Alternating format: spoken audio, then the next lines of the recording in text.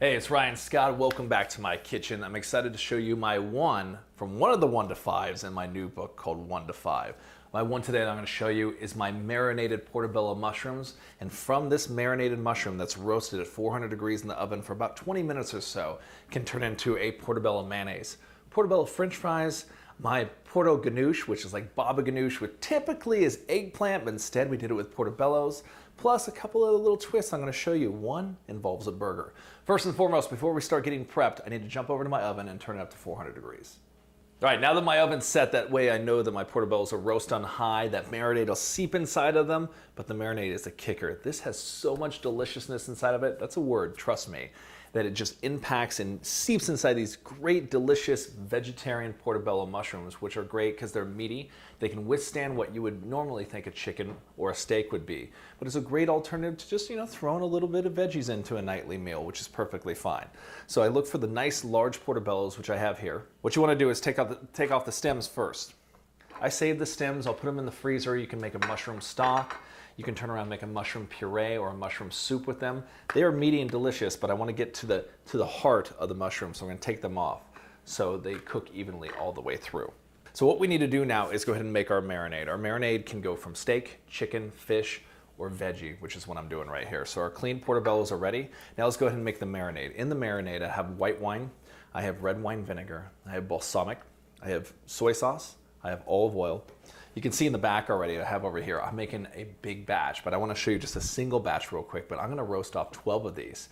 I freeze 8 of them, and then I have them done already to make the bella ganoush or to make the burgers later on, stuff them and get them ahead of time. So anytime you have, if you can make double or triple the batch, you should do it. All right, let's get to prepping. Let's use a red onion. Why do I like to use a red onion? It's not as harsh as a white or a yellow, so the red has some nice sweetness. It goes really well with all the ingredients we're going to put in this marinade. So let's chop this up. In the recipe for the portobellos that I have here, it calls for about a 1/4 cup minced onion. But a lot of people always ask me, how do you get all the way to the end? So what I do is I take my onion and I start on the side. Here, I flip it, I do the other side here, and I go right down the middle. And that way, I can get all the way to the end. And when I get to the end, I just chop the end up real quick, and I have it perfectly all the way tear-free the way I want it to be. All right, now the onions are nice and chopped, I'm gonna add them to my bowl. If you bake these in the dish, like I say in the book, you can actually just put the marinade right over the mushrooms in your little 9x9 or 13x9, whatever you have. But I like to do this. I can pour it right over the top and make sure every little crevice in the mushrooms are marinated. Let's go ahead and add olive oil. It calls for 3/4 cup olive oil. If you want to use a neutral oil like a canola oil or a peanut oil, that's completely fine. I like the fruit that I get from the olive oil. 3/4 cup goes in there. 1/4 cup white wine. I would say white wine that you like to drink, or white wine that's at home, it's fine. 1/4 cup goes in there. It adds a nice little brightness, nice little acid to the whole dish. Then we're going to add some acid. It's going to take 3 tablespoons of red wine vinegar.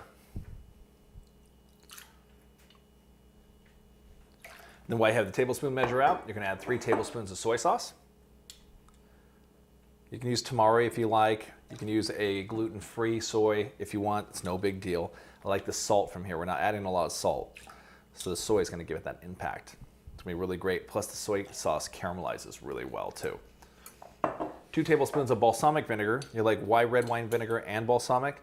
Balsamic's going to give it that deep richness, and there's some sugar in there, some concentrates in here. So it adds some really good color to this and really good flavor to balance everything out. 2 tablespoons of that right there.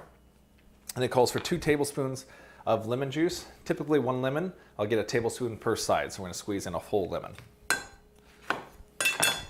I just cup it, turn it over the side, catch any of the seeds that go in. And that way I get 1 tablespoon there. Turn it over again, and 1 tablespoon here. All right, last but not least, we're going to mix this together with the lemon juice. We're going to take some pre-done garlic paste. I'm a fan of this because you don't have to mince it, you don't have to chop it, you don't have to do anything to it. So it takes a 1/2 tablespoon of garlic paste, goes right inside here.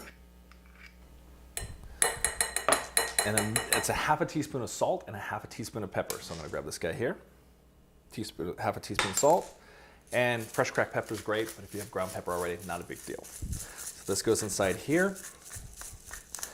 About a half a teaspoon-ish.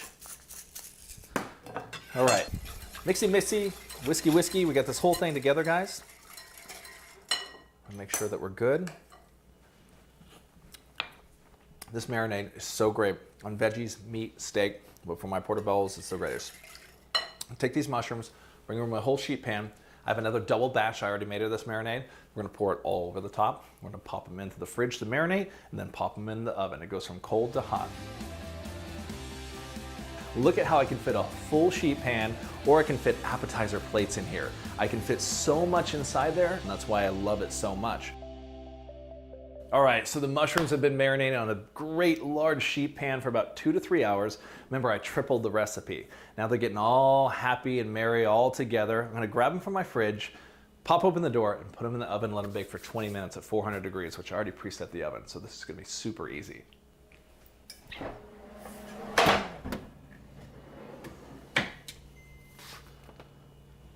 This looks so good. Come on.